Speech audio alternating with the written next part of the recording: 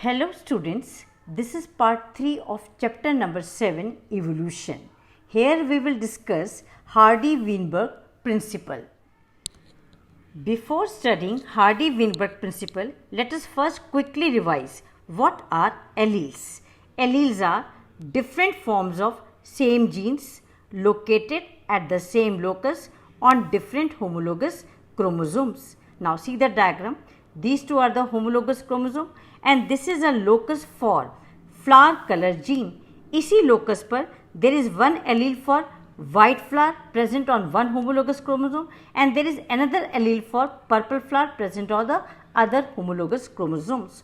Out of these two, one is obtained from the female parent and other is obtained from the male parent. These are alleles which are different forms of same genes. Now let us study Hardy-Weinberg principle. Now Hardy-Weinberg principle, what it says? It says that allele frequencies in a population are stable and is constant from generation to generation in the absence of disturbing factors. एक particular allele कितना frequently appear होता है एक population में, वो उसकी frequency कहलाती है और एलील की फ्रीक्वेंसीज एक पॉपुलेशन में स्टेबल रहती है, कांस्टेंट रहती है जनरेशन टू जनरेशन. लेकिन ऐसा कब होता है? जब कोई डिस्टर्बिंग फैक्टर्स प्रेजेंट ना हो. It happens in the absence of disturbing factors. यहाँ डायग्राम देखिए. इस बटरफ्लाई के स्टार्टिंग पॉपुलेशन में 3 बटरफ्लाइज हैं, 3 कलर्स हैं, ब्लू, ग्रीन एंड ब्राउन. इसकी नेक्स्ट जनरेशन में देखिए तीनों कलर्स प्रेजेंट हैं, blue, green and brown.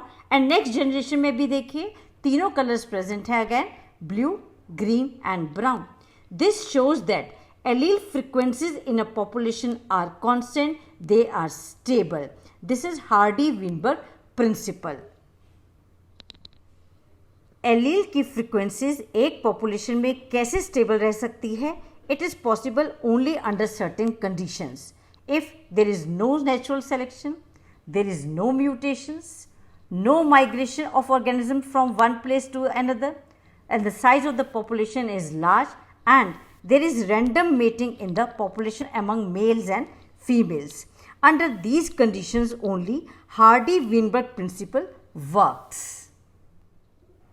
Next important point about the Hardy-Weinberg principle is the gene pool remains a constant. Gene pool means total number of genes including their alleles in a population is called as gene pool, and this gene pool remains constant in a population.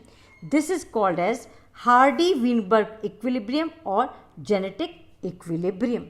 Example देखिए, ये एक frog की population है जिसमें 15 frogs हैं. Clear? इन सब frogs में जितने टोटल जीन्स हैं उनकी एलिलिक फॉर्म्स को इंक्लूड करके that is called as gene pool. This is the gene pool of this frog population and it remains constant from generation to generation. Hardy and Weinberg explain their principle by using algebraic equations. First equation है sum total of all allelic frequencies is equal to 1, that is P plus Q is equal to 1. इसको हम example की help से समझते हैं. यहाँ पर consider कीजिए एक बीटल की पॉपुलेशन है and each beetle is diploid having 2 sets of chromosomes. यहाँ हम कंसीडर करेंगे 2 alleles, capital A and small A. Frequency of capital A is P and frequency of small A is Q, and according to Hardy Weinberg principle P plus Q is equal to 1. इसको हम calculate करते हैं. Total number of alleles capital A and small A देखिए पूरी population में 40 हैं. Out of these 26 capital A हैं and 14 small ए हैं. अब हम इसकी फ्रीक्वेंसी कैलकुलेट करते हैं. फ्रीक्वेंसी ऑफ कैपिटल ए जो पी है it is 26 divided by 40, it is 0.65. Frequency of small A देखिए it is Q 14 by 40 and it comes out to be 0.35. अब इसको ऐड कीजिए, दोनों फ्रीक्वेंसीज को p प्लस क्यू कीजिए. 0.65 plus 0.35 it comes out to be 1. So according to first equation, sum total of all allelic frequencies is equal to 1, that is P plus Q is equal to 1. See one more equation to explain Hardy-Weinberg principle. Allele frequency can also be used to determine genotype frequencies. Allele frequency को use करके हम genotypic frequencies calculate कर सकते हैं. इस beetle की population में 3 तरीके के जीनोटाइप्स हैं, capital A, capital A small A and small A small A. Frequency of capital A जो पी स्क्वायर के बराबर है, these are homozygous dominant. Frequency of small A जो क्यू स्क्वायर के बराबर है, they are homozygous recessive individuals. And frequency of capital A small A जो 2pq के बराबर है, they are heterozygous organisms. And according to the equation p square plus 2pq plus q square is equal to 1. This is the binomial expansion of p plus q whole square. So second equation हो गया p square plus 2pq plus q square is equal to 1. अब इसको हम calculate करते हैं. Total number of Beatles देखिए पूरी कितनी है, 20. Out of these capital A यानी होमोजाइगस डोमिनेंट जो इंडिविजुअल्स हैं वो 10 हैं. कैपिटल ए स्मॉल ए जो कि हेट्रोजाइगस हैं, they are 6 in number. and small a जो homozygous recessive हैं, they are 4 in number. अब इनकी frequency कैलकुलेट करिए. frequency of genotype capital A it is 10 divided by 20 which is 0.5. frequency of genotype capital A small A it is 6 divided by 20 it is 0.3. and frequency of small a it is 4 divided by 20 come out to be 0.2. अब इनको put कीजिए इस equation में.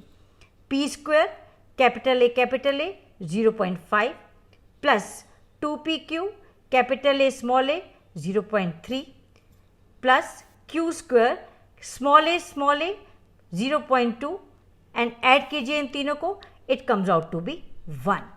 So these are the algebraic equations given by Hardy-Weinberg to explain their principle. Come to factors जो Hardy-Weinberg equilibrium को affect कर सकते हैं.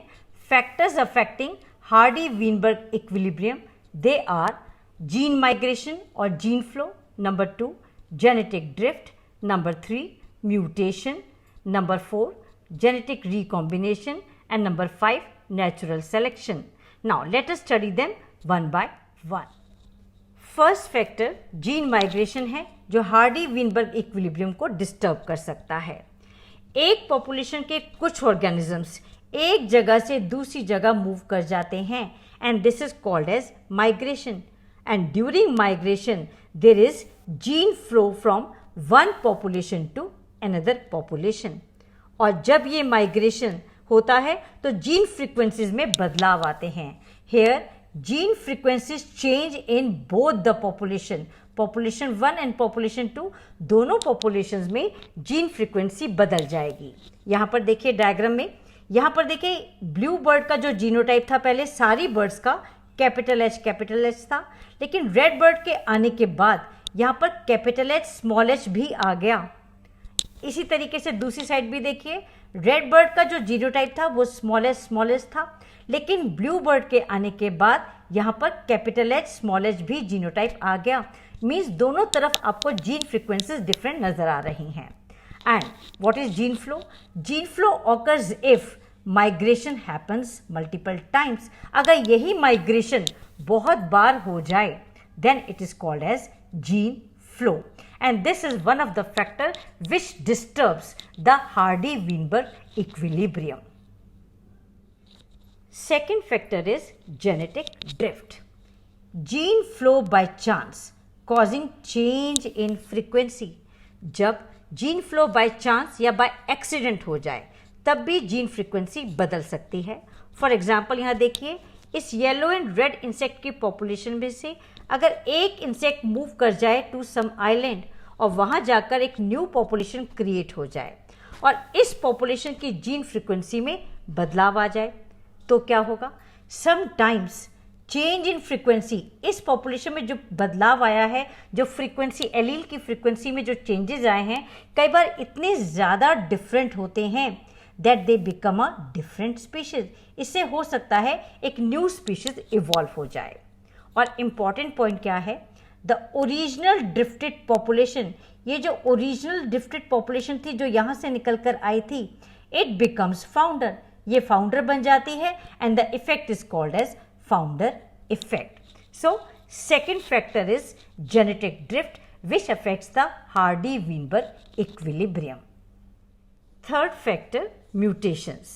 जीन डीएनए से बना है, दिस इज डीएनए, और जब नॉर्मल डीएनए के सीक्वेंस में कोई चेंजेस आ जाएं then this gene is called as mutated gene, and जिसके कारण क्या हो सकता है, फिनोटाइप बदल सकता है ऑर्गेनिज्म का, फिनोटिपिक एक्सप्रेशंस चेंज हो सकते हैं।